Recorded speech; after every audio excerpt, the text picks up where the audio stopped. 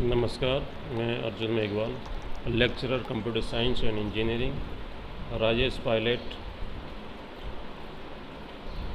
Government polytechnic college Dausa.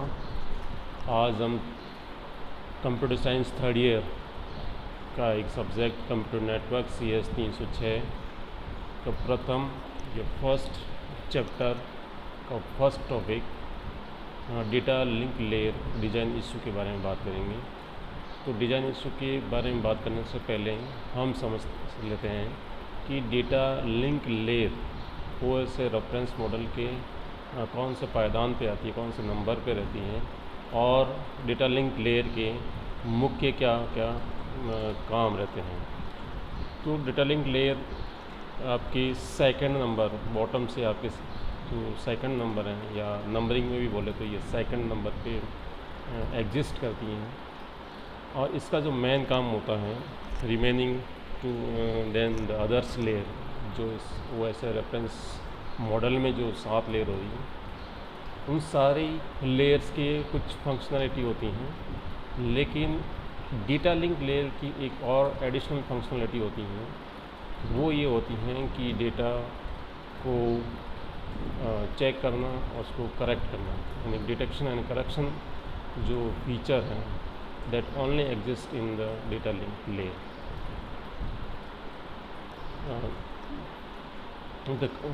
The communication channel that connect the adjacent node is known as the links, and in order to move the datagram from source to the destination, the datagram must be moved across an individual link. जब एक source से destination की तरफ आपका data जब move होता है network के माध्यम से, तो ऑब्वियसली सारा नेटवर्क आपके लिंक्स के माध्यम से बनाए जाते हैं। तो कौन से वाला link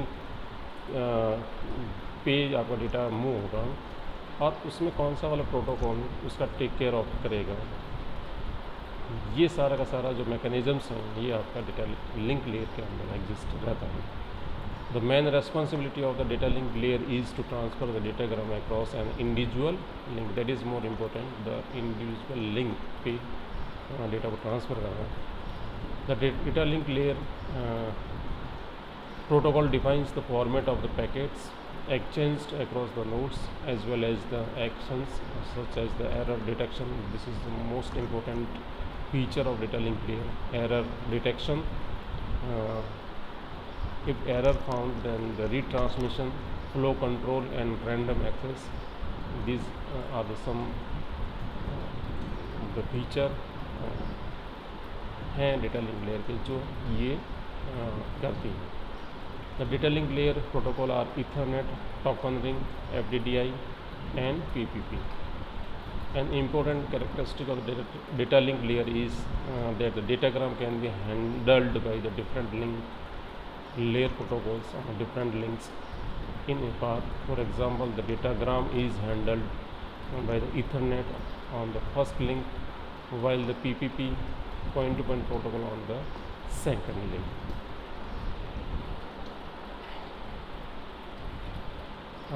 These are the services offered by the your data link layer, जिसमें से एक है आपकी फ्रेमिंग है, वो डेटा लिंक लेयर की एक बहुत ही इम्पोर्टेंट फीचर है। And link access, second one is very important also, the reliable delivery of the packets, and third one is the flow control, fourth one is the error detection, and next one is error correction, and half duplex and full duplex. So these are the main services offered by your data link layer, and all are very important. थोड़ा brief में देख लेते हैं कि कौन सी जो service हैं वो आपका क्या क्या काम करती हैं। फ्रेमिंग एंड लिंक एक्सेस, जब आपके डेटा हैं वो जो हायर लेयर है नेटवर्क लेयर, उससे जब आपके डेटा लिंक लेयर के पास आते हैं, तब आपको पूरा जो पैकेट है, जो डेटाग्राम है, वो आपके फ्रेम के अंदर उसको सेट करना होता है। तो data link layer protocols encapsulate each network frame, यानी कि नेटवर्क से जो पैकेट आपके पास आता है उसको उस फ्रेम के अंदर उसको डालते हैं, यानी एनकैप्सुलेट करते हैं with in A link layer frame before the transmission across the link. उनकी लिंक में भेजने से पहले हम उसको एनकैप्सुलेट करते हैं और उसके जो और फ्रेम्स के जो क्या कहते हैं फील्ड्स होते हैं उसको हम सेट करते हैं।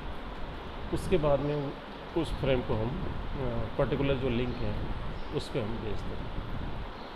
ये frame consist of the data field, उसके अंदर फ्रेम के अंदर डेटा का फील्ड है जैसे वो हम कहते हैं payload, in which the network layer datagram is inserted and number of data fields.